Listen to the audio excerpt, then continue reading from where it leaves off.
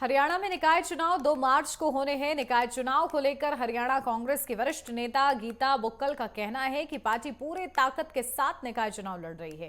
उनसे खास बातचीत की है हमारी नेटवर्क 10 के संवाददाता ने, अब वो सुनिए।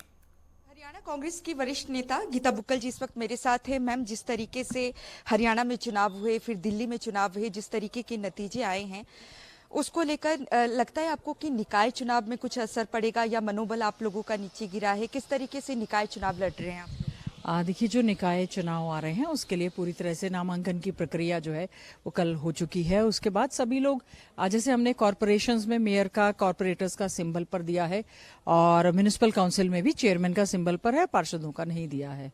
और कमेटीज के चुनाव है, उम्मीद करेंगे सरकार ने करीबन कई जगह पर 2 साल का डिले, कई जगह पर 3 साल का, 4 साल का, क्योंकि हाईकोर्ट में ये मामला पेंडिंग था। हाईकोर्ट में डायरेक्शन आई कि आपको चुनाव करवाने, आखिर में ये चुनाव हो रहे हैं और मैं समझती हूँ अति आवश्यक थे और पूरी मेहनत और मनोबल के साथ जो है कांग्रेस पार्टी ये चुनाव लड़ेगी। बड़े नेता नजर आएंगे मैम चुनाव प्रचार करते हुए क्या? बिल्कुल, सभी लोग लगे हुए, अपने अपने क्षेत्रों में भी लगे हुए, जहां भी जरूरत है लगे हुए। वैसे भी कई चुनाव तो होते हैं कि भाईचारे के चुनाव होते हैं, उस हिसाब से होता है, लेकिन हम लोगों का अच्छे ढंग से हम एक घोषणा पत्र भी जारी कर रहे हैं और साथ ही साथ में कॉरपोरेशन के चुनाव विशेष तौर से हम लोग गंभीरता से लड़ेंगे, क्योंकि जो पिछले चुनाव में ज्यादातर मेयर जो हैं वो बीजेपी के ही थे और बहुत ज्यादा भ्रष्टाचार उसमें हुआ, बहुत सारे मामले आए। तो मैं समझती हूँ इस चुनाव में कांग्रेस पार्टी जो है, हमने ऑलरेडी अपने प्रभारी लगाए हुए हैं, कोऑर्डिनेटर्स लगाए हुए हैं, सब लोग लगे हुए हैं और बहुत अच्छे सुखद परिणाम रहेंगे। मैनिफेस्टो को हेड कर रही हैं आप उस कमेटी को, और मैम क्या कुछ आपने रखा है मैनिफेस्टो के तहत, क्योंकि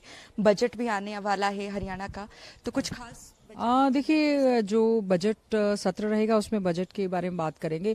कॉरपोरेशन का अपना स्वयं का बजट होता है और जो चुने हुए नुमाइंदे हैं उनके अपने अधिकार भी होते हैं। इसमें जितना पैसा पिछली बार आया हमने देखा, चाहे वो सॉलिड वेस्ट मैनेजमेंट का था, उसमें बहुत बड़ा एक भ्रष्टाचार हुआ, अच्छी सीवरेज व्यवस्था, अच्छे पानी की व्यवस्था, बेसहारा आवारा पशुओं जिस प्रकार से हैं, जो पार्क वगैरह है सारे डिफेस हैं, तो उन सबको लेकर बहुत सारे ऐसे मुद्दे हैं कि शहरों का अच्छा सौंदर्यीकरण, ये हमारा एक सब मुद्दा रहना चाहिए।